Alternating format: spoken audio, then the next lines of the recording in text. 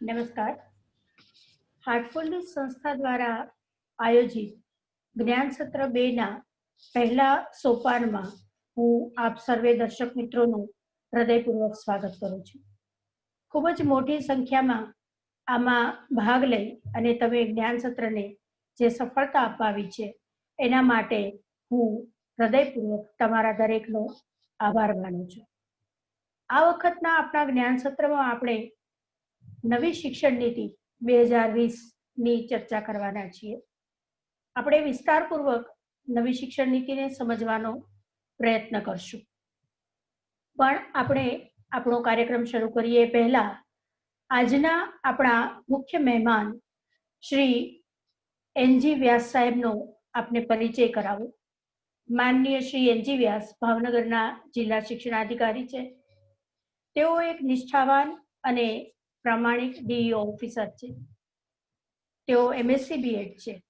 Science સંદર્ભે વૈજ્ઞાનિક અભિગમ ધરાવતા તેઓ ગાંધીનગરમાં વહીવટી કાર્યનો બહોળો અનુભવ સાથે દાહોદમાં જિલ્લાના પ્રાથમિક શિક્ષણાધિકારી તરીકે કામ કરી ચૂક્યા છે. ભાવનગરમાં તેમના નેતૃત્વમાં શિક્ષણ જગતમાં ખૂબ જ સુંદર કામગીરી થઈ રહી છે. શિક્ષણ કેન્દ્રિત તેમજ વિદ્યાર્થી કેન્દ્રિત પ્રવૃત્તિઓને તેઓ સતત પ્રોત્સાહન આપતા રહ્યા છે. એના ભાગરૂપે જ આજે તેઓ આપણને હાર્ટફુલનેસ સંસ્થા સંચાલિત જ્ઞાન સત્રમાં માર્ગદર્શન તેમજ શુભેચ્છા આપશે. હું માનનીય શ્રી એનજી વ્યાસ સાહેબને વિનંતી કરું કે તેઓ આપણને પોતાનું માર્ગદર્શન આપે. માનનીય શ્રી એનજી વ્યાસ સાહેબ. મિત્રો નમસ્કાર. હાર્ટફુલનેસ સંસ્થા એ શિક્ષણની સાથે સાથે સમાજ સેવાનું અને સમાજમાં એક પોઝિટિવ એટીટ્યુડ થાય એના માટે સતત કામ કરે. આ બાબતમાં હાર્ટફુલનેસની ભાવનગરની ટીમ, હેમાબેન અને એની સમગ્ર ટીમ જે ઉત્સાહથી કામ કરી રહી છે એ ખરેખર પ્રશંસાને પાત્ર છે, અભિનંદનીય છે. એમના એક એક વિષય દરેક વ્યક્તિ, વાલી, પાલક, સર્વે કેળવણીકારો બધાને સ્પર્શી જાય અને કંઈક નવું જાણવાનું, શીખવાનું મળે એ પ્રકારના એમની કામગીરી કરે છે. આ તબક્કે એમના માધ્યમથી એમને એક સારો એવો વિષય જે હમણાંથી સર્વેના મુખે આપણે સાંભળી રહ્યા છીએ તે નવી શિક્ષણ લાંબા સમયના અંતે ભારત સરકાર દ્વારા એક નવી શિક્ષણ નીતિ 2020 અમલમાં ઘણા વર્ષોના અંતે અને એમાંય છેલ્લા 5 વર્ષથી ભારત સરકારે દરેક વ્યક્તિ, દરેક વાલી પાસે, દરેક સંસ્થા પાસે, કેળવણીકારો પાસે, આચાર્યો પાસે ટેકનોલોજી જાણે જેવા તમામ આઈઆઈટીસ પાસે, આઈઆઈએમ પાસેથી અને એ વિચારો મેળવીને માત્ર થોપી દેવામાં આવે તે રીતે નહીં, સમાજને શું જરૂર છે એ રીતે નવી શિક્ષણ નીતિનું ઘડતર થાય. એના પછી એનો પ્રારંભિક મુસદ્દા આપવામાં આવે. સર્વે યુનિવર્સિટી, સ્કૂલો એના અભ્યાસ કરે અને પુનઃ પણ જે સુધારા કરવા જેવા હતા, જે સૂચનો આપવા જેવા હતા એ લઈને આખરે એક નવી શિક્ષણ નીતિ 2020 બહાર પાડી. અને એના લીધે આજે ચારે બાજુએ સર્વત્ર એના સ્વીકાર, એના વખાણ થઈ રહ્યા છે. શા માટે વખાણ થઈ રહ્યા છે? આખરે જે હાર્ટફુલનેસ સંસ્થા કરી રહી છે, આમ જોઈએ તો એ મૂળ હેતુ જેમાં આવી ગયો. એ વ્યક્તિના દિલમાં બાળક જે કંઈ કરે છે એટલા પ્રેમથી કરે. એને સ્કૂલે લાવવા ન પડે. બાળક સ્કૂલે આવે રડતું રડતું આવે એવું નહીં. એને આનંદ થાય, એને ઉત્સાહ વધે. એના બાળપણના એના જે મિત્રો છે એની સાથે રમતા રમતા અને આ બધાની વચ્ચે જે શાળાઈ શિક્ષણ છે, અક્ષર જ્ઞાન છે, બાળકને જે જરૂર છે એ આપવાનું પણ છે. આવી બાળક કેન્દ્રિત એક નવી શિક્ષણ નીતિ આપી. આપણે એના માટે બાળકના 3 વર્ષ પૂરા થાય એટલે કે 4થું વર્ષ, 5મું વર્ષ અને 6થું વર્ષ, અને સાથે સાથે પહેલા અને બીજા ધોરણ 7મું વર્ષ અને 8મું વર્ષ, એટલે પહેલા 5 વર્ષનું એક એકમ માત્ર માતૃભાષામાં બાળક જ્યાં છે, જ્યાં રહે છે, નજીકમાં નજીક આવી સારી સગવડ એને મળે, અને ત્યાં મૂળભૂત બાબતો અનુકરણથી, અનુભવથી, પરસ્પરસ પિયર લર્નિંગ, બાળકો એકબીજા સાથે જોડાઈને રીતે શીખતા રહે. એ મૂળભૂત રીતે માતૃભાષાના શિક્ષણને આટલું મહત્વ અગાઉ ક્યારેય નથી અપાયું એટલું નવી શિક્ષણ નીતિમાં આપવામાં આવ્યું છે. સાથે સાથે પછીના 3 વર્ષ એટલે કે 3જું, 4થું અને 5મું ધોરણ, અને પછીના 3 વર્ષ એટલે કે 6 થી 8 ધોરણ, એ પણ પ્રારંભિક અને પ્રાથમિક શિક્ષણ જે બાળકની નજીકની પ્રાથમિક શાળામાં મળી રહે તેવું છે. સાથે સાથે મિત્રો, મહત્વની વાત એ થઈ કે બાળક પ્રવૃત્તિ દ્વારા શીખે, માત્ર ગોખણીયું જ્ઞાન નહીં. રોટ લર્નિંગનું કોઈ મહત્વ હવે રહેતું નથી. બાળકને શીખવામાં સરળતા પડે. એકમ કસોટી કે મૂલ્યાંકન વખતે એ જાતે જ, જેમ આપણે કોઈના ઘેર એકવાર જઈએ છીએ પછી આપણે એનું એડ્રેસ ભૂલી જઈએ છીએ, પણ રસ્તો તો યાદ જ હોય છે, અને કોઈને પૂછ્યા વગર સરસમાં જઈએ છીએ. આ જ નવી શિક્ષણનું મહત્વ છે. બીજો એકમ આપણી પાસે આવે એ 9 થી 12 ધોરણ, 9, 10, 11 અને 12. આવો મહત્વના એકમને નવી શિક્ષણ નીતિમાં એ રીતે લીધા છે કે વચ્ચેના જે વાડા હતા, જે દિવાલો હતી, એ નવી શિક્ષણ નીતિમાં હવે નથી. 10માની બોર્ડની પરીક્ષાનું ધરણ હવે વિદ્યાર્થીને નહીં લાગે, અને બાળક ઈચ્છે તે 11-12માં પણ લઈ શકે. એટલે કે જે આર્ટ્સ, સાયન્સ, કોમર્સ આ બધા અલગ અલગ વિભાગ હતા, બાળક ઈચ્છે, વિદ્યાર્થી ઈચ્છે તે રીતે એને જ્યાંનો રસ છે એ મુજબના કોઈ પણ વિષય એ પસંદ કરી શકે છે. એટલે કે ટૂંકમાં વિદ્યાર્થીને ગમતું ભણવાનું છે, સાથે સાથે એને આનંદ આવશે, અને એ આનંદ આવે, એને ગમતું ભણે, એનાથી શું બને? એનાથી ઉત્કૃષ્ટ પરિણામ આવે. સમાજને જે જરૂર છે તે મળશે. એ પોતાના ક્ષેત્રમાં નિપુણ બનશે. કારણ કે જે ચિત્રકાર છે, જે સંગીતકાર છે, જેને સંગીતમાં રસ છે, જેને ચિત્રમાં રસ છે, જેને પોતાના વિષયમાં જે વિષયમાં રસ છે, એ અંદરનું દિલ ખોલીને પૂરા મનથી, પૂરી તેજસ્વીતાથી એ મહેનત કરે. એટલે મિત્રો, બાળકને હવે ક્યાંય ટેન્શન જેવું તો છે જ નહીં. બહુ સરળતા, જેમ પેલો પાણીનો પ્રવાહ, નદીનો પ્રવાહ કેટલી સરળતાથી આગળ વધે છે, એને કહેવું નથી પડતું કે કઈ દિશામાં. એટલી સરળતા નવી શિક્ષણ નીતિમાં વિચારો વ્યક્ત કરવાની અને અભ્યાસ કરવાની અમાપ શક્તિથી બધા જ દ્વાર ખુલી ગયા છે. આની અંદર મહત્વની બાબત એ પણ જોઈ કે ક્યાંય કોઈ ભાષા, કોઈ ચોક્કસ ભાષા, માતૃભાષામાં જ બાળક આગળ આવે. સાથે સાથે હિન્દીનું મહત્વ, રાષ્ટ્રભાષાનું મહત્વ પણ એટલું છે. અંગ્રેજી ભાષાનું પણ સચવાયું છે ઇન્ટરનેશનલ લેંગ્વેજ તરીકે. એટલે આપણો ભારત ભવિષ્યમાં નવી શિક્ષણ નીતિના આધારે સમગ્ર વિશ્વમાં ક્યાંય પાછા ન પડે તે રીતે વિદ્યાર્થી મિત્રો, પ્રવૃત્તિ દ્વારા શિક્ષણ પ્રાયોગિક કાર્યને એટલું જ મહત્વ આપવામાં આવ્યું છે કે જેથી એ વિદ્યાર્થી કોલેજ કક્ષાએ જાય, એ પોતે એની નોકરી ધંધામાં જ્યારે આગળ વધે, જ્યારે એને પગભર થવાનું છે, અથવા કોઈ કંપનીમાં કે કોઈ પણ ક્ષેત્રમાં જ્યારે જોડાય ત્યારે એ ઝડપથી એમાં સહેજ થઈ શકે. સાથે સાથે જે પ્રોડક્શન યુનિટ છે, જે કંપની છે, અને જે પ્રકારના માણસોની જરૂર છે, ઓછી ટ્રેનિંગમાં, ઝડપથી ટ્રેનિંગમાં પણ એ તૈયાર થઈ જશે. એવી રીતે આખી પ્રવૃત્તિ દ્વારા શિક્ષણની યોજના છે.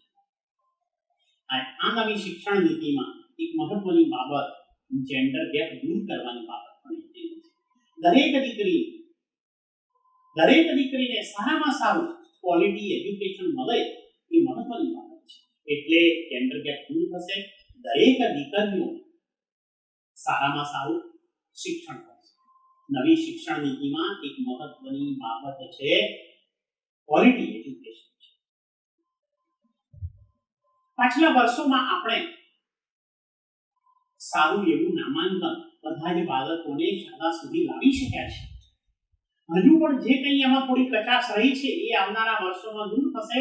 100% નામાંકનના ભરપૂર પ્રયત્નો નવી શિક્ષણમાં અમે જ કરવામાં આવેલા છે. એના પ્રયત્નોના તેજ અને ટેપ પણ એટલું જ મહત્વનું જેમાં જોડાણ કર્યું છે ક્વોલિટી એજ્યુકેશન. તજજ્ઞ શિક્ષકો, તાલીમી શિક્ષકો, તાલીમી કોલેજો માટેના માળખાઓ, ટીચર્સને કેવી રીતે ટ્રેનિંગ આપવાની, આ બધી જ બાબતો એમાં જોડાઈને ક્વોલિટી એજ્યુકેશન ઉપર, એટલે કે શિક્ષણને વધારાની કોઈ પ્રવૃત્તિ આપ્યા સિવાય માત્ર ને માત્ર એ શાળા અને વર્ગખંડ અને વિદ્યાર્થી સાથે જોડાય એવું નવી શિક્ષણમાં પ્રવેશ કરવામાં આવ્યું છે. કોલેજ કાળમાં પણ એક સારી બાબત છે. પહેલા વર્ષે સર્ટિફિકેટ છે, બીજા વર્ષે ડિપ્લોમા છે, ડિગ્રી છે, ત્રીજા અને ચોથા વર્ષે આ રીતે ક્રમિક રીતે એમાં બાળક જેટલેથી અભ્યાસ છોડી દેશે એટલેથી એને કોઈ ને કોઈ એને પ્રમાણપત્ર, સર્ટિ કે ડિગ્રી આપવામાં આવશે. સાથે સાથે એ ફરીથી એને એમ લાગે છોડેલો અભ્યાસ કે મારે પુનઃ અભ્યાસ કરવો છે તો પણ એ કરી શકે. એ રીતે સર્વતોમુખી નવી શિક્ષણ નીતિ ઘણી બધી બાબતો પ્રવેશ કરવામાં આવે છે. આ સિવાય ઘણી એવી બાબતો છે. દિવ્યાંગ બાળકો માટેની પણ યોજના કરવામાં આવી છે. દૂરના અંતરિયાળ જે બાળકો શાળાએ નથી જતા કે જેમના પેરેન્ટ્સ એક જગ્યાએથી બીજી જગ્યાએ માઇગ્રેટ થાય છે એવા બાળકોનો પણ નવી શિક્ષણ નીતિનો ખ્યાલ રાખવામાં આવ્યો છે. ટૂંકમાં દરેક વર્ગને, દરેક સંવર્ગને, દરેકને ક્યાંય કોઈ અગવડ ન પડે દરેકનો ખ્યાલ રાખીને દરેક એરિયા વિભાગને પણ ધ્યાનમાં રાખીને વિશાળ દેશ છે, દરેક પ્રદેશને પણ ધ્યાને રાખવામાં આવ્યા છે. હું માનું છું કે જ્યારે આ નવી શિક્ષણ નીતિ હવે ઝડપથી અમલમાં આવવા જઈ રહી છે ત્યારે આપણે સૌને સમજીએ અને અમલમાં રાખવાના પ્રયાસ કરીએ. સર્વેને જાણકારી આપીએ. હજુ પણ આપણે આ દિશામાં ઝડપથી અમલ કરવા જઈ રહ્યા છીએ ત્યારે આપ સર્વેને મારી શુભેચ્છા છે. અસ્તુ. ભારત માતા કી જય. આભાર વ્યાસ સાહેબ.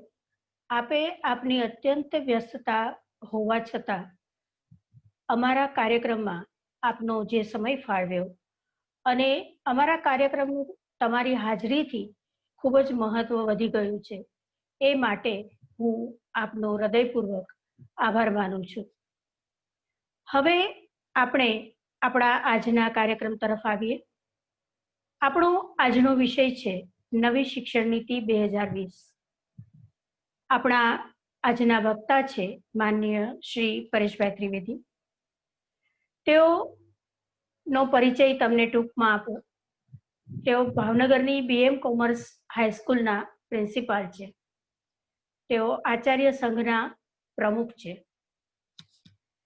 પાઠ્યપુસ્તક મંડળની શૈક્ષણિક સમિતિના તેઓ અધ્યક્ષ, ભાવનગર નગર પ્રાથમિક શિક્ષણ સમિતિના ડેપ્યુટી ચેરમેન, ભાવનગર યુનિવર્સિટીના EC member, NCTE Delhi governing બોડીના સભ્ય જેવી જવાબદારીઓ તેઓ વહન કરી ચૂક્યા છે. શિશુ વિહાર સંસ્થાનો રાજ્ય કક્ષાનો તેમજ રાષ્ટ્ર કક્ષાનો રાષ્ટ્રપતિ શ્રેષ્ઠ શિક્ષકનો એવોર્ડ તેઓ પ્રાપ્ત કરી ચૂક્યા છે.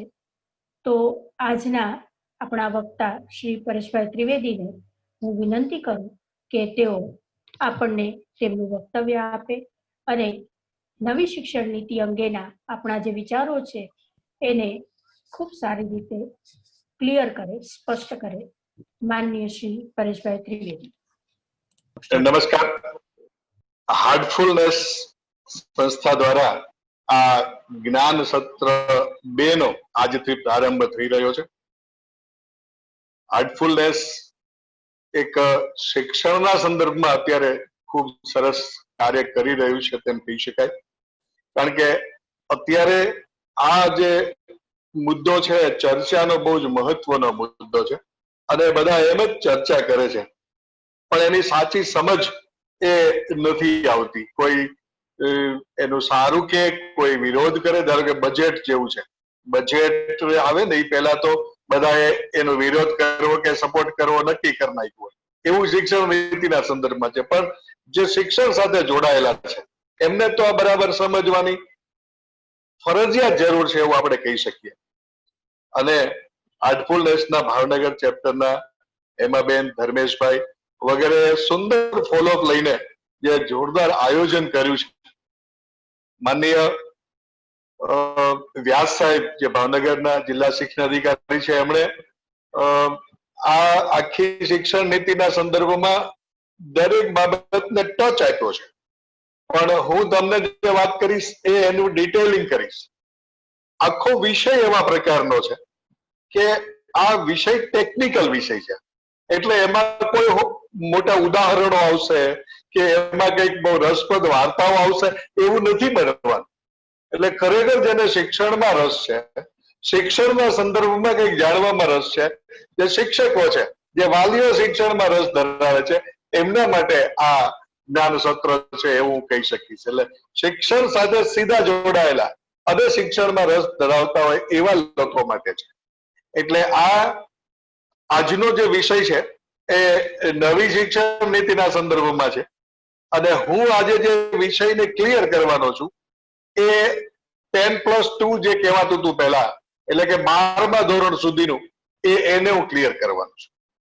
એટલે આ જે છે એને જુદા જુદા 3 ભાગમાં આમ તો વહેંચ્યું છે. એક તો 12મા ધોરણ સુધી ઉચ્ચ શિક્ષણ અને ટીચર્સ ટ્રેનિંગ, એવા 3 ભાગ છે. એમાં પહેલો ભાગ છે હું આજે અત્યારે તમને કહેવાનો છું. આ NEP 2020 એટલે આમ જોવા જઈએ તો નવી શિક્ષણ નીતિ એવો શબ્દ આપણે વાપરીએ છીએ, પણ NEP નું ફૂલ ફોર્મ છે ને એ નેશનલ એજ્યુકેશન પોલિસી છે. એટલે રાષ્ટ્રીય શિક્ષણ નીતિ છે. નવી તો હશે જ, કારણ કે નવી 68માં હતી, નવી 1985માં હતી, 86માં હતી, અને નવી શિક્ષણ નીતિ 2020માં આવી. પણ આ નવી રાષ્ટ્રીય શિક્ષણ નીતિ છે. નહીતર શું થતું હતું ખબર છે? 1968માં પ્રથમ શિક્ષણ નીતિ આવી, જેને કોઠારી કમિશન તરીકે આપણે ઓળખીએ છીએ. પછી 1986માં રાજીવ ગાંધીની સરકારમાં નવી શિક્ષણ નીતિ આવી. પછી 1992માં એમાં એમેન્ડમેન્ટ થયું, એમાં થોડું ઉમેરો વધારો ઘટાડો થયો. એના પછી પણ એક વાર થયું. પણ 2015માં જે TSR સુબ્રમણ્યમ સમિતિ એક બનાવી, એક વૈજ્ઞાનિક જ હતા, અને વૈજ્ઞાનિક ડોક્ટર કે કસ્તુરીરંગન સમિતિને આ નવી શિક્ષણ નીતિ બનાવવાની જવાબદારી સોંપવામાં આવી. આ બે વૈજ્ઞાનિકોએ આ શિક્ષણ નીતિના સંદર્ભમાં ભલામણો કરી છે. એમણે આખો અભ્યાસ કરીને આપ્યું છે. એટલે 2020ની 29 જુલાઈએ કેન્દ્રીય કેબિનેટે એની મંજૂરી આપી, અને 1986 પછી 2020માં એટલે કે 34 વર્ષ પછી શિક્ષણ નીતિમાં બદલાવ લાવવા પ્રયત્ન થયો છે. ત્યાં સુધી નવી શિક્ષણ નીતિ જ હતી. 1986 થી 2020માં નવી શિક્ષણ નીતિ જ ચાલી. પણ આ જે આવી અત્યારે 2020માં એ રાષ્ટ્રીય શિક્ષણ નીતિ આવી છે. એમાં SDG એટલે કે સસ્ટેનેબલ ડેવલપમેન્ટ ગોલ્સ નો આધાર લેવામાં આવ્યો છે. Two ensure inclusive and equitable quality education and promote life long learning opportunities for all, એટલે કે સમાવેશી અને સમાન ગુણવત્તાયુક્ત શિક્ષણ સુનિશ્ચિત કરવું અને સર્વ માટે આજીવન શિક્ષણ એટલે કે અધ્યયનની તકો ને પ્રોત્સાહન આપવું એ આ શિક્ષણ નીતિનો ઉદ્દેશ છે. આ વૈજ્ઞાનિકો હોય એવા શિક્ષણ શાસ્ત્રીઓ બનાવેલી શિક્ષણ નીતિ છે. તેથી આ વાસ્તવિક, વૈજ્ઞાનિક અને માનવીય અધિગમ વાળી શિક્ષણ નીતિ છે એવું હું કહીશ. આ નીતિ સંદર્ભે દેશમાંથી વિભિન્ન રીતે લાખો સૂચનો મેળવવામાં આવ્યા છે. અનેક સેમિનારો કરવામાં આવ્યા છે, ચર્ચા સભા યોજવામાં આવી છે, જૂથ ચર્ચાઓ કરવામાં આવી છે. 2.5 લાખ ગ્રામ પંચાયતો પાસે સૂચનો મેળવવામાં આવ્યા છે. 6600 બ્લોકમાં આ નવી શિક્ષણ નીતિના સંદર્ભમાં વાત કરીને સૂચનો મેળવ્યા છે. 676 જિલ્લાઓમાંથી નવી શિક્ષણ નીતિમાં તમે શું ફેરફાર ઈચ્છો છો તેવો મત લેવામાં આવ્યો છે.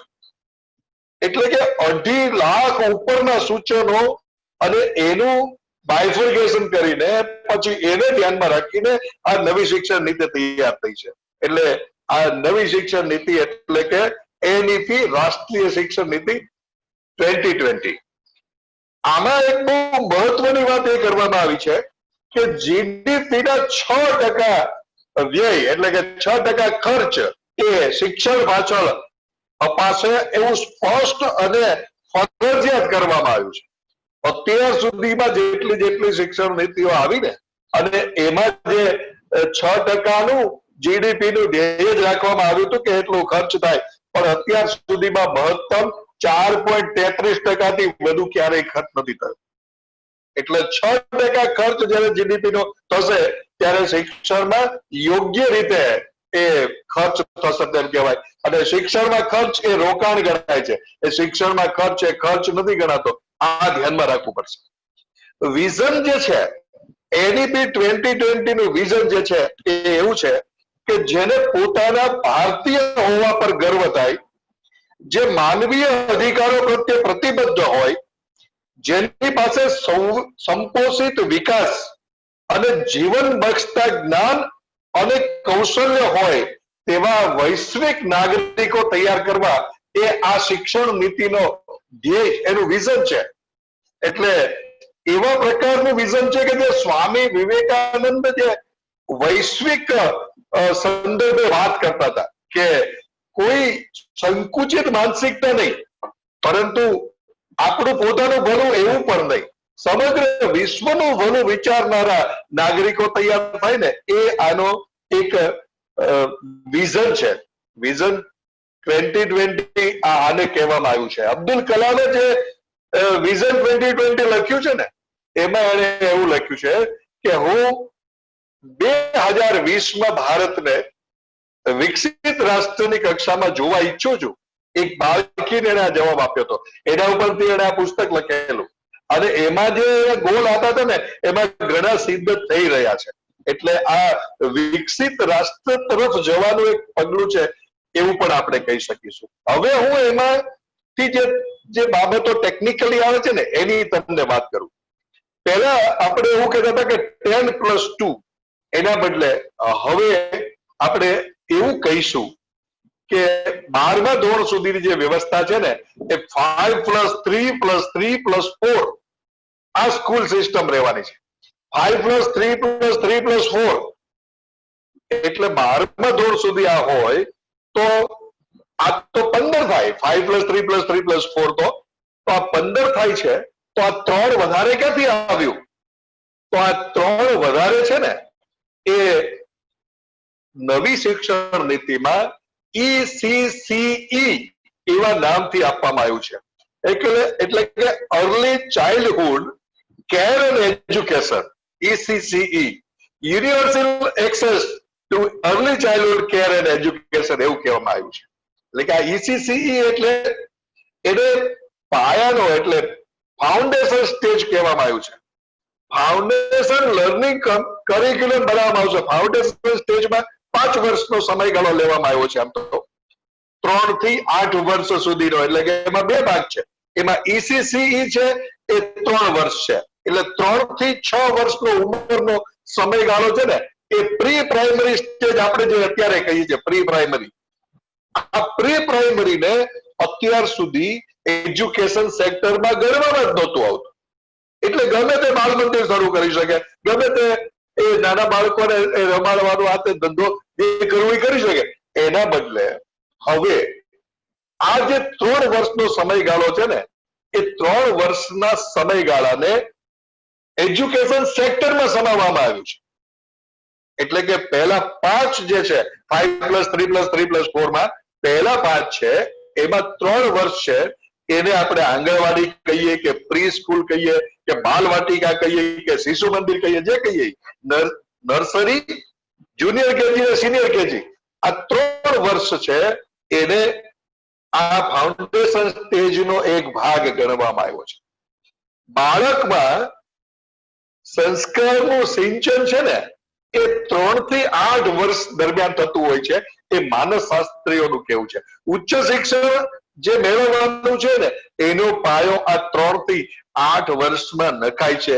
ત્યારે એમના માટે બહુસ્તરીય હોય એવા પ્રકારનું શિક્ષણ, રમત ગમત ને મહત્વ આપતું હોય તેવા પ્રકારનું શિક્ષણ અને પ્રવૃત્તિ આધારનું શિક્ષણ. શિક્ષણ તો આપણે કહીએ છીએ પણ ખરેખર આ શિક્ષણ જ નથી આમ જોવા જઈએ તો. પણ એને પ્રવૃત્તિઓ કરવાની છે અને એમાંથી એનામાં સંસ્કાર ડેવલપ કરવાના છે. આ પ્રકારની એક આખું કરિક્યુલમ બનશે, એની ટ્રેનિંગ પણ આવશે જે સંકળાયેલા છે એમને. એટલે એમાં એને જે કઈ આપણે આપવું છે એ નૈતિકતા, સ્વ-ઓળખ, શિષ્ટાચાર, એનું વર્તન, એની સાંવેગિક ક્રિયાઓ, આ બધી બાબતો એ આ પહેલા 3 વર્ષમાં થશે. અને એમાં 3જા વર્ષમાં અમુક સમયગાળો એને પહેલા ધોરણ માટે તૈયાર થવા માટે હશે. એટલે કે એમાં એના રંગો, અમુક કોયડાઓ, તાર્કિક ચિંતન, ચિત્રકામ, ગણન, લિપિ એને બતાવીને જોઈને એમ એટલે લખાવવાનું ને ભણાવવાનું, લેસન આપવાનું એની તો વાત જ નથી. એ બરાબર સ્પષ્ટ થશે આમાં કે વિદ્યાર્થીઓને 3 વર્ષથી એવી રીતે ટોર્ચર કરીને એને ત્યારથી એ વિદ્યાર્થી બનાવી દેવામાં આવતો હતો ને કે જેના કારણે એનું બાળપણ છીનવાઈ જતું હતું. એનું બાળપણ અક્ષુણ રહે અને એ સરસ મજાનું એક ફાઉન્ડેશન બનાવે કે જે આગળના ધોરણમાં બની શકે એવું આમાં થવાનું છે. ત્યાર પછીના 2 વર્ષ એટલે પહેલું અને બીજું ધોરણ, સ્ટાન્ડર્ડ 1 અને 2, એ 6 થી 8 વર્ષનો સમયગાળો છે. આ ફાઉન્ડેશન સ્ટેજનો એક મહત્વનો ભાગ છે. એમાં એનો પાયો બનવાનો છે. એ શૈક્ષણિક ઇમારતનો પાયો આ 5 વર્ષમાં બને છે. એમાં આ પહેલું અને બીજું ધોરણ એ મહત્વનો ભાગ છે. એમાં એને ઇન્દ્રિયલક્ષી એ શિક્ષણ આપવામાં આવશે. એટલે કે સ્પર્શેન્દ્રિય એ બધું જે કહીએ ને એવા પ્રકારનું એને લેખન, ગણન એની શરૂઆત થશે. એમાં લેખન ગણન પરીક્ષાનું સેજ પણ ભારણ નહીં, મૂલ્યાંકન થશે, પરીક્ષા નહીં હોય. પહેલા અને બીજા ધોરણમાં એનું મૂલ્યાંકન કરવું પણ પરીક્ષા નહીં. એટલે જે પહેલેથી પરીક્ષા પરીક્ષા પરીક્ષા કરીને એવા પ્રકારને બાળકને શિક્ષણથી અરુચિ આવી જાય ને એવા પ્રકારની માનસિકતા બનાવી દેવામાં આવતી. એના બદલે એને એવા પ્રકારની માનસિકતા થાય કે શિક્ષણને એ પ્રેમ કરતો થાય. આજે મને ભણાવે છે, મારે જે કરવાનું છે એ મને બહુ જ ગમે છે, હોશે હોશે એ સ્કૂલે અને બાલ મંદિરે જતા થાય ને એવા પ્રકારની આ સિસ્ટમ છે. એટલે પહેલું સ્ટેજ એ 5 વર્ષનું 3 વર્ષ બાલ મંદિર અને 2 વર્ષ ધોરણ પહેલું અને બીજું એ ફાઉન્ડેશન સ્ટેજ કીધું છે. ત્યાર પછીનું બીજું જે સ્ટેજ છે એને પ્રેપરેટરી સ્ટેજ કહેવામાં આવ્યું છે. એટલે કે પ્રારંભિક તબક્કો ગણવામાં આવ્યું છે. એ ધોરણ 3, 4 અને 5 છે. આ ધોરણ 3, 4, 5 છે ને એનો 8 થી 11 વર્ષનો ઉંમરનો સમયગાળો છે. આમાં પણ એને ભારણ સહેજ પણ આપવાનું નથી. એમાં તે રમત ગમત, શોધખોળ, પ્રવૃત્તિ આધારિત અને ઇન્ટરેક્ટિવ વર્ગખંડ અધ્યયન એટલે અંદરો અંદરથી એકબીજાથી કેમ શીખી શકાય. જો નવી શિક્ષણ નીતિમાં એક બહુ જ મહત્વનો મુદ્દો એ આવ્યો છે કે તમે ભણાવવા કરતા એને ભણવા માટે પ્રેરિત કરવાને વધુ મહત્વ આપવામાં આવ્યું છે. એટલે આ ઇન્ટરેક્ટિવ જે વર્ગખંડ શિક્ષણ છે ને એ અલગ પ્રકારે થશે અને એના કારણે એ વધુ રુચિથી એ ભાગ લેશે. એટલે સહેજ પણ ભારણ એમને આપવામાં આવશે નહીં આ 3, 4 અને 5 ધોરણના એમાં પણ. ત્યાર પછીનું સ્ટેજ છે એ સૌથી મહત્વનું સ્ટેજ છે આમ કહીએ તો ચાલે. એને મિડલ સ્ટેજ કહેવામાં આવ્યું છે, મધ્ય તબક્કો એને કહેવામાં આવ્યું છે. એ ધોરણ 6 થી 8 છે. આ ધોરણ 6 થી 8 છે ને એ 11 થી 14 વર્ષનો તબક્કો છે. એટલે કે ટીન એજની શરૂઆત થવાની છે 14 વર્ષે. પણ એની પહેલા એની માનસિકતા સરસ કઈ રીતે બને, એને ભણવા પ્રત્યે વધારે લગાવ કેમ બને, એનું વલણ કઈ રીતે નક્કી થાય, આ તબક્કામાં એનું વલણ નક્કી કરવાનો અભ્યાસક્રમ આવશે. ગણિત આ જે છઠ્ઠા ધોરણથી છે ને એને ભાષાઓ શરૂ થશે, ગણિત, વિજ્ઞાન, આર્ટ્સ એટલે કે કળાઓ, એ જુદી જુદી કળાઓ શીખી શકશે. સોશિયલ સાયન્સીસ શરૂ થશે. માનવ વિદ્યાઓ એટલે કે જે હ્યુમેનિટીઝ કહેવાય એ શરૂ થશે. એના માટે અનુભવજન્ય અધ્યયન હશે, બોરિંગ નહીં, અનુભવજન્ય અધ્યયન હશે. સ્કિલ ડેવલપમેન્ટ વિશે વિશેષ ધ્યાન આપવામાં આવશે. આ જે સમયગાળો છે ને એમાં એને સ્કિલ ડેવલપમેન્ટ કરાવવામાં આવશે. એટલે એ જે વિસ્તારમાં રહે છે અથવા તો જે વાતાવરણમાંથી આવે છે એમાં એનું સ્કિલ ડેવલપમેન્ટ કઈ રીતે શક્ય છે એ એને કરવામાં આવશે. ઘણા એવો વિરોધ વ્યક્ત કર્યો છે કે આટલા નાના બાળકો શું સ્કિલ ડેવલપમેન્ટ કરે, પણ એને કુંભારી કામ કરતા પણ શીખવાશે, એને સુથારી કામ કરતા પણ શીખવાશે, એને કોઈ એક ફેક્ટરીમાં પણ લઈ જઈને કામ કરાવવામાં આવશે. આવા પ્રકારનું એને ગમે છે ને એવા પ્રકારનું એને નાના નાના રમકડા તમે બાળકોને આપે ને તો તોડી નાખે, અને એમાં શું છે એ જોવા માટે એનું કુતૂહલ છે. એમાં શું કામ આમ કઈ રીતે આ થાય છે એ એને વિચાર આવે છે. એ વિચારને કાર્યાન્વિત કરવા માટે વિજ્ઞાન મેળાઓમાં આ નાના નાના બાળ વૈજ્ઞાનિકો જે કૃતિઓ મૂકે છે ને એ તમે જુઓ તો ધ્યાનમાં આવે કે એને કેવું સરસ મગજ દડાયું છે.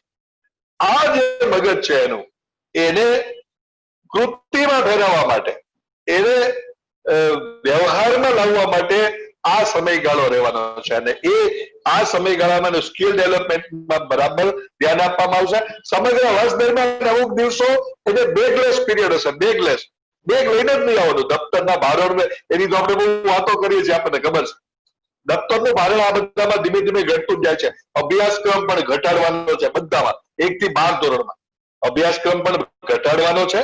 એના પુસ્તકનું દળ અને કદ બે ઓછું કરી નાખવાનું છે. એટલે ભારણ આમે ઘટશે ને આમે ઘટશે, બે રીતે ભાર ઘટશે, પણ એની અંદર સ્કિલ ડેવલપમેન્ટ બરાબર થાય એવા પ્રકારનું કરવાનું છે. અને 6 થી 8 ધોરણમાં જ એક 10 દિવસનો સમયગાળો એવો આવશે કે જેમાં આ વિદ્યાર્થી 10 દિવસ માટે ત્યાં જ જશે. જે તે જગ્યાએ એનું વલણ નક્કી થશે ને પછી એ જગ્યાએ ટ્રેનિંગ લેવા માટે જશે. જેને એ 10 દિવસનો બેગલેસ પીરિયડ છે એને ઇન્ટર્નશીપ પણ કહેવાય. ઇન્ટર્નશીપ જયારે આવે ને ત્યારે મોટાભાગે એવું જ માને કે ડોક્ટરોની ઇન્ટર્નશીપ હોય એટલે દવાખાનામાં જાય, એન્જિનિયરો કોઈ કારખાનામાં જાય, આવું બધું. પણ ઇન્ટર્નશીપ એ 6ઠ્ઠા ધોરણના વિદ્યાર્થી કરશે, 7મા ધોરણનો વિદ્યાર્થી કરશે, 8મા ધોરણનો વિદ્યાર્થી કરશે. નવો કન્સેપ્ટ છે. આ નવા કન્સેપ્ટને વધાવી લેવા જેવો છે. મોટા ભાગે શું થાય છે ખબર છે, જ્યારે નવું આવે ને ત્યારે હંમેશા એનો વિરોધ થાય છે, અને પછી એ સારું છે એવું સાબિત થાય, પછી એને સ્વીકારાય છે. પણ આ સારું જ છે માની લો તમે, અને આને સ્વીકારવાની છેલ્લી તક છે, પછી તો કઈ તક જ નહીં મળે એવા પ્રકારની વાસ્તવિકતા હોય ને એવા પ્રકારની આ સરસ શિક્ષણ નીતિ છે એવું હું તો કહીશ. એટલે આ બીજા 6 થી 8 ધોરણનો તબક્કો એટલે કે 5 + 3 + 3 એટલે 8મું ધોરણ પૂરું થશે ત્યાં સુધીમાં આ વિદ્યાર્થીનું વલણ નક્કી થઈ જશે. એને કઈ દિશામાં જવું છે નક્કી થઈ જશે. એને ગણિત વિજ્ઞાન પણ ભણતો હશે એટલે એ પણ ખબર પડી જશે કે એને શું કરવાનું. એને સાયન્સમાં રસ છે તો સાયન્સમાં જશે. એને આર્ટ્સમાં એટલે કળાઓમાં રસ છે તો એ કળાની દિશામાં પણ જઈ શકશે. એને બીજા શેમાં રસ છે એ જે બાજુ રસ છે ને એ વિષયોમાં આગળ વધી શકશે. સોશિયલ સાયન્સીસ, હ્યુમેનિટીઝ આ ભણવાનો છે તો એમાં પણ રસ છે તો એ દિશામાં જઈ શકશે. એટલે એની પછીનો જે તબક્કો છે જે ખૂબ મહત્વનો તબક્કો એ માધ્યમિક તબક્કો છે.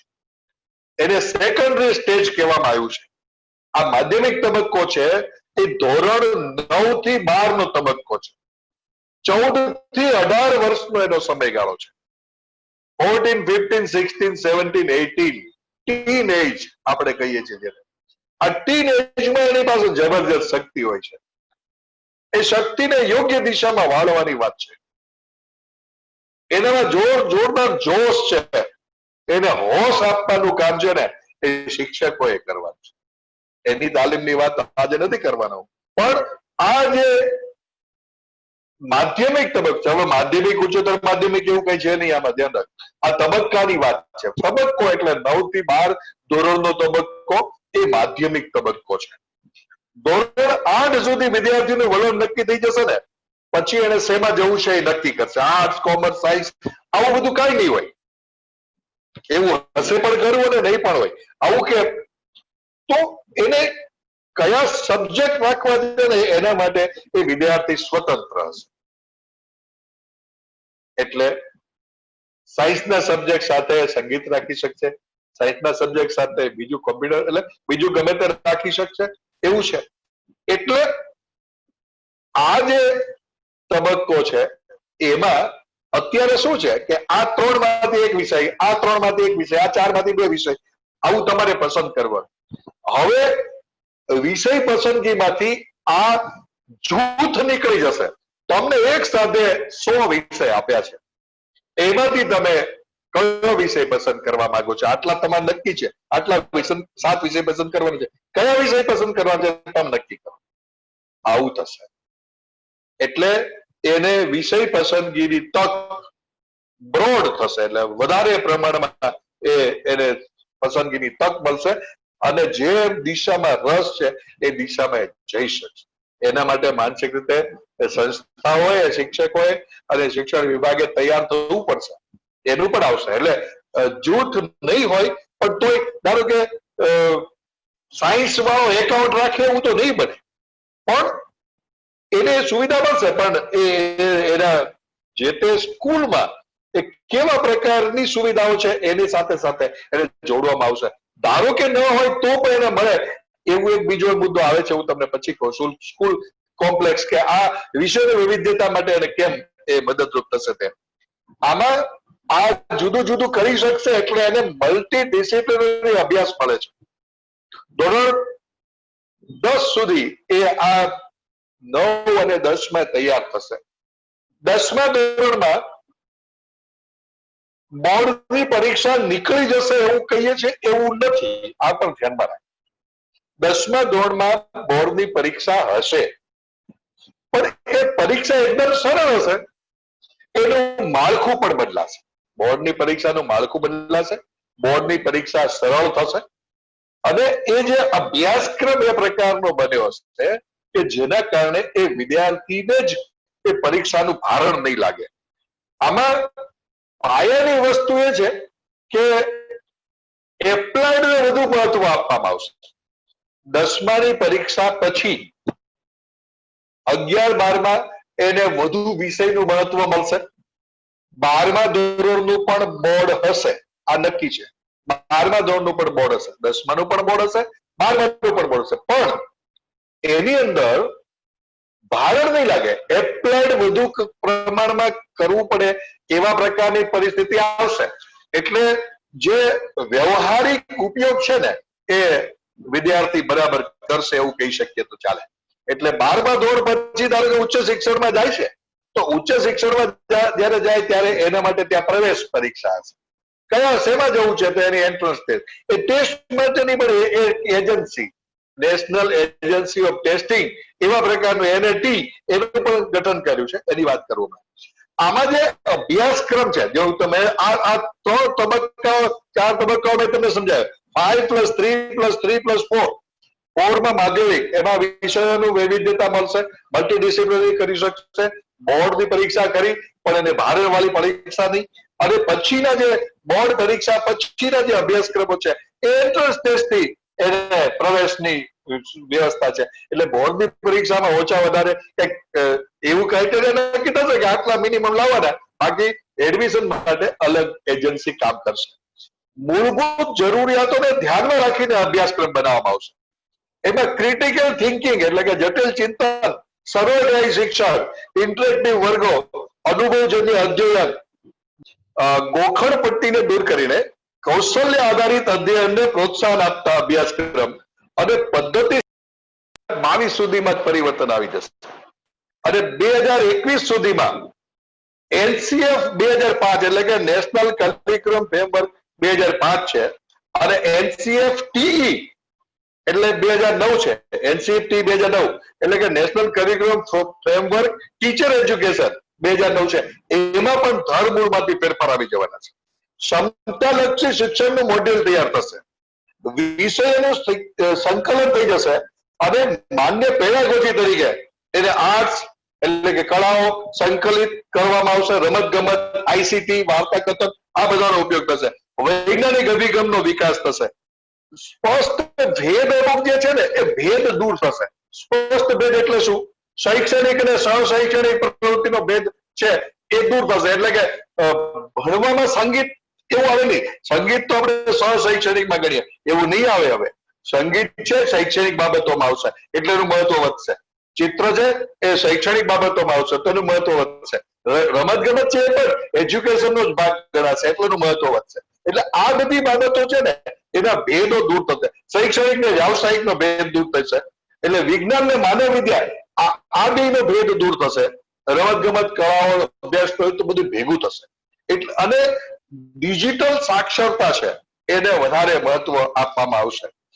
અધ્યયન અને અધ્યાપન પ્રક્રિયામાં પણ પરિવર્તન આવશે. એમાં પણ ઇનોવેટિવ પેડાગોજીનો ઉપયોગ થશે. 6 થી 12 ધોરણમાં ટેકનોલોજીનો ભરપૂર ઉપયોગ થશે. અત્યારના જે શિક્ષકો ટેકનોલોજીનો ઉપયોગ નથી કરતા એ સ્વૈચ્છિક નિવૃત્તિ માટે તૈયાર જ થઈ જાય. એટલા માટે કે એટલા બધા પ્રમાણમાં અત્યારે તો આપણે કરીએ છીએ, ખબર છે, લોકડાઉન ના બધામાં ટેકનોલોજીનો ઉપયોગ ખૂબ જરૂરી છે, નક્કી છે. એટલે ટેકનોલોજીનો ઉપયોગ કરીને આ બાળકને વૈશ્વિક નાગરિક બનાવવા તરફ એ શિક્ષકે અધ્યયન કરવું જ પડશે. એટલા માટે એ દીક્ષા જે પ્લેટફોર્મ છે એની ઉપરથી ઉચ્ચ કક્ષાનું અધ્યયન અધ્યાપન સાહિત્ય તૈયાર કરવામાં આવશે. દીક્ષા વિશે બહુ ડિટેલ નથી કહેતો, બધાને ખબર હશે. એનું મૂલ્યાંકન છે, એમાં પહેલા, બીજા અને ચોથા ધોરણમાં મૂલ્યાંકન થશે પણ પરીક્ષા નહીં હોય. મૂલ્યાંકન થશે એટલે પરીક્ષા નહીં હોય પણ મૂલ્યાંકન થશે, આ નક્કી છે. 3, 5 અને 8માં એ વ્યાપક મૂલ્યાંકન થશે એટલે કે સેન્સેક એસેસમેન્ટ એવા પ્રકારનું એનું નામ આપવામાં આવ્યું છે. એમાં જ્ઞાન, કૌશલ્ય અને ઉપયોજન સંદર્ભે મૂલ્યાંકન થશે. ગોખણ પટ્ટી આધારિત મૂલ્યાંકન તો સાવ દૂર થઈ જશે. અત્યાર સુધી શું હતું કે આખું વર્ષ વાંચો, ગોખો અને પરીક્ષામાં હોકો, આવું સામાન્ય રીતે લોકો કહેતા હોય. એવું નહીં રહે સજય. જે વિદ્યાર્થી એ વાંચીને એનું તત્વ સમજશે ને એ વિદ્યાર્થી માટે બહુ જ મજાનું છે આ. અને એ પરિણામો જે છે ને એ પરિણામો વિદ્યાર્થીના પરિણામો તો હશે પણ એ પરિણામો એને વિદ્યાર્થીના પરિણામ સાથે નહીં પણ શાળા તંત્રના વિકાસ સાથે જોડવામાં આવશે. એમાં સુધારાની શું જરૂર છે શાળામાં એને ધ્યાનમાં આવશે. નિરીક્ષણ માટે જ આ પરિણામનો ઉપયોગ થશે, વિદ્યાર્થીને રોકવા માટે નહીં. વિદ્યાર્થીને અમુક કક્ષાએ પહોંચાડવાની જવાબદારી એ તંત્રની અને શિક્ષકની છે, એવું થશે. 9 થી 12 ધોરણ એ 22-23 સુધીમાં શિક્ષકોને નવી મૂલ્યાંકન પદ્ધતિ માટે તૈયાર કરવામાં આવશે 9 થી 12 ધોરણમાં. અને એના માટે જે પરખ PARAKH એ પરખ નામની સંસ્થાનું નિર્માણ કર્યું છે. એટલે કે national centre for performance assessment review and analysis of knowledge and holistic development, આનું ટૂંકું ફોર્મ પરખ છે. એટલે પરખ કરવાની છે પણ આ રીતે, એટલે કે પરફોર્મન્સ એસેસમેન્ટ કરવાનું છે અને આખું હોલિસ્ટિક ડેવલપમેન્ટ એનું થયું છે કે નહીં એ જોવાનું છે. બોર્ડની પરીક્ષાઓ છે એ એની મૂળભૂત ક્ષમતાઓની ચકાસણી કરે ને એવા પ્રકારની હશે. એટલે એને સરળ બનાવવામાં આવશે. મૂલ્યાંકન માટે વિવિધ મોડેલ્સ વિચારાશે. વાર્ષિક પરીક્ષાનું મોડેલ છે, સેમેસ્ટર પરીક્ષાનું મોડેલ છે, મોડ્યુલર પરીક્ષાઓ છે. 2 ભાગમાં પરીક્ષા, એક હેતુલક્ષી પરીક્ષા અને એક વિવિધ એટલે જે આપણે નિબંધલક્ષી કહીએ છીએ એવા પ્રકારની પરીક્ષા. 9 થી 12માં સેમેસ્ટર પદ્ધતિ આવશે, ફાઇનલ છે. મૂલ્યાંકન છે એ AI બેઝડ સોફ્ટવેર નો ઉપયોગ થશે. મૂલ્યાંકનમાં ઇન્ટેલિજન્ટ બેઝડ સોફ્ટવેર નો ઉપયોગ કરવામાં આવશે. એમાં એને કારકિર્દી પસંદ કરવામાં એને મદદરૂપ થશે. અને એમાં આ મૂલ્યાંકન કરવા માટે નેશનલ એસેસમેન્ટ સેન્ટર એટલે NAC એ ઉભું કરવામાં આવ્યું છે. એમાં સ્વ મૂલ્યાંકન અને સહપાઠી મૂલ્યાંકન આ બેયને મહત્વ આપવામાં આવશે અને એના કારણે મૂલ્યાંકન બધી જ જગ્યાએ એક સરખું થશે. એટલે નેશનલ એસેસમેન્ટ સેન્ટર એ એસેસમેન્ટ કઈ રીતે કરવું એ નક્કી કરશે અને બધી જગ્યાએ એ જ પ્રકારે મૂલ્યાંકન થશે. એ જ પ્રમાણે NTA એટલે નેશનલ ટેસ્ટિંગ એજન્સી એ પરીક્ષા માટે સ્પેશિયલ કોચિંગની જરૂરિયાતો વિદ્યાર્થી હશે ને તો એ પણ NTA દ્વારા આપવામાં આવશે અને અભિયોગ્યતા કસોટીઓ તૈયાર થશે, વિદ્યાર્થીઓને મળશે. એટલે એના આધારે એ ટેસ્ટ માટે તૈયાર થશે. માર્કશીટ નહીં પણ પ્રોગ્રેસ કાર્ડ મળશે વિદ્યાર્થીઓને. એમાં હોલિસ્ટિક પ્રોગ્રેસ કાર્ડ હશે એટલે કે સર્વગ્રાહી પ્રગતિ. તમે એ વિદ્યાર્થીનું મૂલ્યાંકન કરી શકશો એ પ્રગતિ પત્રક જોઈને કે આમાં કેવા કેવા પ્રકારના ગુણો છે એ કહી શકે. એટલે માર્કશીટમાં તો ખાલી માર્ક દેખાય છે, એના બદલે આ હોલિસ્ટિક મૂલ્યાંકન એવું થશે. ભાષા અને માધ્યમની વાત કરીએ તો ધોરણ 5 સુધી ઘરની ભાષા, માતૃભાષા અને સ્થાનિક ભાષા એમાં એટલે મીડિયમ ઓફ ઇન્સ્ટ્રક્શન છે ને, મીડિયમ ઓફ ઇન્સ્ટ્રક્શન એના માતૃભાષા ફરજિયાત 1 થી 5 ધોરણમાં, પ્રેફરેબલી 8 ધોરણ સુધી એવું કીધું છે. એટલે માતૃભાષામાં જ એનો વિકાસ થાય છે. ડોક્ટર અબ્દુલ કલામ થી શરૂ કરીને બધા જ એની પહેલાના બધા મહાપુરુષો બધા આવું જ કીધું છે કે માતૃભાષાથી વિદ્યાર્થીનું જે ડેવલપમેન્ટ થાય છે એવું બીજા સમય નથી થતું. એટલે ઇંગ્લિશ તો રહેશે, ઇંગ્લિશ મીડિયમ નહીં રહે. એટલે શરૂઆતમાં પછી ઇંગ્લિશ મીડિયમ રાખી શકશે, ઇંગ્લિશ જે સબ્જેક્ટ બરાબર કરશે, પણ માતૃભાષા ગુજરાતી હોય, તમિલ હોય, કન્નડ હોય કે મરાઠી હોય, ગમે તે હોય, પણ એ માતૃભાષા એ જીવંત રહેશે.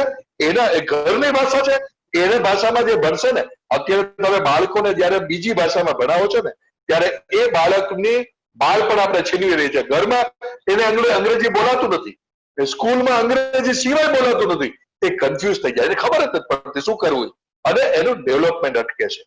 અને આપણે તો એને પોપટ બનાવી દેવો છે એટલે આપણે તો આપણી બધી જ આશા અરમાનો એની ઉપર નાખીએ છીએ અને પછી એની બાળકની દશા એવી થાય છે આપણને બહુ જ એવું થાય છે કે બાળકનું બાળપણ છીનવાઈ જાય છે. આ નવી શિક્ષણ નીતિ એ બાળકને બાળપણ પાછું આપવાનું કામ કરવાનું છે એમ કહીએ તો ચાલે. ધી લેંગ્વેજીસ ઓફ ઇન્ડિયા આ એક પ્રોજેક્ટ આમાં આવવાનો છે. આ પ્રવૃત્તિમાં વિદ્યાર્થીઓને ભાગ લેવાનો છે, બીજી ભાષા પણ એ શીખી શકશે. ત્રિભાષા ફોર્મ્યુલા આવવાની છે. એમાં સંસ્કૃતને 6ઠ્ઠા ધોરણથી ઉચ્ચ શિક્ષણ સુધી વિશેષ મહત્વ આપવામાં આવ્યું છે. કારણ કે બહુ જ ગ્રંથો સંસ્કૃતમાં લખાયેલા છે, એમાં ટ્રાન્સલેશન થયેલા છે, તો સંસ્કૃતને એઝ અ સબ્જેક્ટ એ બહુ સારું મહત્વ આપવામાં આવ્યું છે. તમામ ક્લાસિકલ ભાષાઓ વિકલ્પ તરીકે આપવામાં આવશે અને એ ક્લાસિકલ ભાષાઓના શિક્ષકો સ્કૂલમાં ના હોય પણ એ ઓનલાઈન શિક્ષણ મેળવીને વિદ્યાર્થીઓને જર્મન શીખવી છે તો એ સામાન્ય સ્કૂલોમાં પણ, જે બહુ જ મોંઘી સ્કૂલોમાં તો એવું નહીં, સામાન્ય સ્કૂલોમાં પણ જર્મન ભાષા શીખી શકે એવા પ્રકારની વ્યવસ્થા ઉભી કરવામાં આવશે. 2021-22 સુધીમાં આવતા વર્ષથી ધોરણ 9 શરૂ થઈ જશે. નવી શિક્ષણ નીતિ, નવી રાષ્ટ્રીય શિક્ષણ નીતિ પ્રમાણે 22-23 ધોરણ 10 નવો કોર્સ આવી જશે, બોર્ડની નવી સ્ટાઇલ આવી જશે. 23-24 ધોરણ 11 અને 24-25 એટલે કે 25 જયારે માર્ચ મહિનામાં બોર્ડની પરીક્ષા લેવામાં આવશે ધોરણ 12ની, ત્યારે નવી પેટર્ન પ્રમાણે લેવાશે. માહિતીને બદલે મેમરી, સમજણ, અમલીકરણ, મૂલ્યાંકન અને સર્જનને મહત્વ મળવામાં આવશે. 30 વિદ્યાર્થીઓએ એક શિક્ષક મળશે. જો આ બધા એક અલગ પ્રકારના પેરામીટર્સ છે, બરાબર, એ ઉપયોગી છે કારણ કે ખર્ચ આમાં ખૂબ વધવાનો છે અને એ ખર્ચ સરકાર આપવાની છે. 30 વિદ્યાર્થીઓ એક શિક્ષક, ગ્રામ્યમાં તો 25 વિદ્યાર્થી એક શિક્ષક અને ભરતી તરત થશે. અત્યારે કેટલી બધી ભરતી નથી, આપણે દરરોજ છાપામાં આપણે વાંચીએ છીએ. એના બદલે આને મહત્વ આપીને શિક્ષકોની ભરતી ઝડપથી થશે. એક સારા સંકુલ એટલે પ્રાદેશિકતા પણ ભાવ આપ્યો છે પણ સાથે સાથે પોતાના વિસ્તારના તાસીર પ્રમાણે અભ્યાસક્રમ બનાવવાની પણ એક છૂટ આપી છે. એક નવો મુદ્દો આ પણ છે. એ અભ્યાસક્રમ અલગ પ્રકારે બનશે અને પોતાના વિસ્તારની પ્રાદેશિકતાને મહત્વ રહેશે. અને શાળા સંકુલ અથવા તો ક્લસ્ટર અથવા તો એને સ્કૂલ કોમ્પ્લેક્સ કહેવામાં આવ્યું છે. એ શાળા છે સામાજિક ચેતના કેન્દ્ર તરીકે એને ઉપયોગમાં લેવામાં આવશે. 10 કિલોમીટરની રેન્જમાં જેટલી શાળાઓ હશે ને એ બધી શાળાઓને સંકલિત કરાશે. માનવ તેમજ ભૌતિક સંસાધનોની આપલે સર્વપ્રથમ એક સ્કૂલના શિક્ષક બીજી સ્કૂલમાં ભણાવે, એક સ્કૂલના સાધનો બીજી સ્કૂલ વાળા વાપરી શકે. આવું થશે. શોર્ટ ટર્મ અને લોંગ ટર્મ પ્લાનિંગ થશે. એટલે કે સમગ્ર દેશમાં એવું થશે કે એક સરકારી શાળા સાથે એક ખાનગી શાળાને જોડવામાં આવશે. આ બધા આપણને એવું લાગે કે આ તો કેવું વાત છે, પણ આ બધી જ વાતો એપ્લાઇડ થશે ને ત્યારે એપ્લિકેશનમાં આવશે ને ત્યારે આપણને આનું પરિણામ દેખાશે. બહુ મહત્વની વાત, એક મહત્વની આમાં સ્પષ્ટ કરી દેવામાં આવ્યું છે કે શિક્ષકો પાસેથી શિક્ષણ સિવાયનું કોઈ પણ કામ લેવામાં નહીં આવે.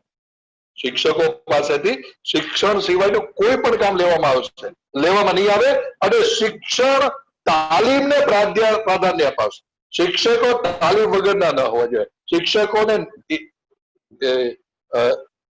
ઇન સર્વિસ ટ્રેનિંગ ને મહત્વ પણ વધારે મળશે અને મેરિટ બેઝ શિક્ષકોને પ્રમોશન પણ અપાશે.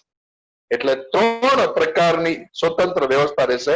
એક નીતિ નિર્માણ કે શાળાની કાર્ય પદ્ધતિઓ, પછી શાળાનું રેગ્યુલાઇઝેશન અને ટેકનોલોજી. આ 3ને હજુ ઘણું પર છે, હજી ઘણું છે એમાં આપણે કહી શકીએ.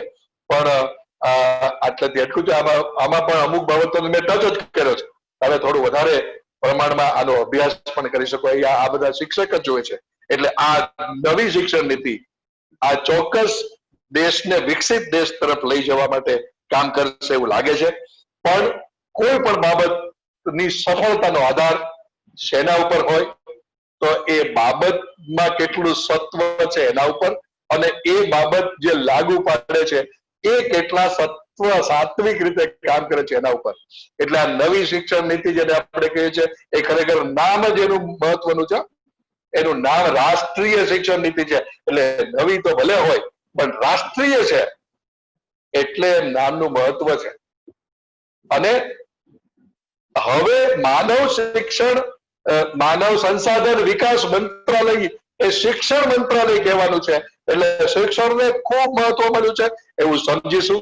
તો આપણે બધા શિક્ષકો પણ શિક્ષણને મહત્વ આપીએ, આપણા વ્યક્તિગત વિકાસને મહત્વ આપીએ, આપણે આ નવું જે આવે છે એને સ્વીકારવાની માનસિકતા બનાવીએ અને વધુમાં વધુ સારી રીતે હું મારા દેશના નાગરિકો તૈયાર કરવાની મારી જવાબદારી છે, ત્યારે મારી જવાબદારી ખૂબ વધે છે એવું વિચારીને આ નવી શિક્ષણ નીતિને પોઝિટિવ થિંકિંગ થી સ્વીકારીશું અને એ જ થિંકિંગ થી એનું અમલીકરણમાં સહભાગી બનીશું. તો આ ચોક્કસ આ રાષ્ટ્રીય શિક્ષણ નીતિ આ દેશને પરમ વૈભવના શિખરે લઈ જવા માટે નિમિત્ત બનશે એવું મને લાગે છે. આપે મને ખૂબ શાંતિથી સાંભળ્યો એ બદલ આપનો ધન્યવાદ વ્યક્ત કરીને વિરમું છું. અસ્તુ, નમસ્કાર. આભાર પરેશભાઈ. ખૂબ જ સરસ રીતે તમે અમને નવી રાષ્ટ્રીય શિક્ષણ નીતિ વિશે માર્ગદર્શન આપ્યું. મને આશા છે કે આપણને સાંભળનારા દરેક શિક્ષકોના હૃદયમાં આ વાત ઉતરી ગઈ હશે અને સાચા અર્થમાં આપણે હકારાત્મક અભિગમ સાથે અને સારી રીતે નવી શિક્ષણ નીતિના અમલ માટે આપણા તરફથી થતો શ્રેષ્ઠ પ્રયત્ન કરશું એવી આશા રાખું છું. હું પરેશભાઈનો ફરીથી ખૂબ ખૂબ આભાર માનું છું. Good night. જય શ્રી કૃષ્ણ.